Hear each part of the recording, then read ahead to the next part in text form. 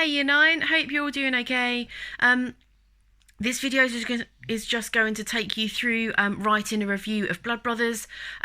We have done review writing, so I'm confident you'll be able to structure it really well. But I thought it would be good. Oh, have a little stretch. Oh, how cute. I thought it'd be good just for you to have a little recap as to what you need to include, the detail you need to write in, just so you've got that there as a reminder, okay?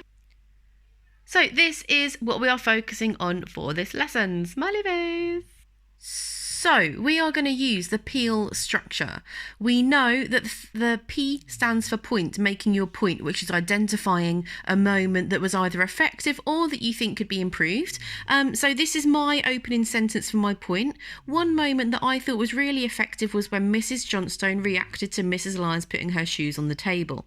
And that is the initial point that I am saying is a particular strength of the performance, something that stood out to me.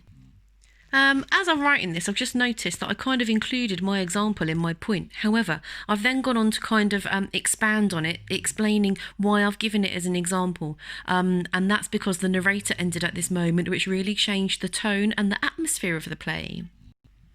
So moving on to my explanation of this moment, I've explained this was because the scene started quite realistic and naturalistic with the two women having a polite conversation. However, when the narrator enters, the characters almost freeze. The lighting dimmed and the music was played quite slowly and sounded a bit sinister. All focus was on the shoes on the table. And finally, the link part of the paragraph. This moment really stood out and made the audience think about why this was so important.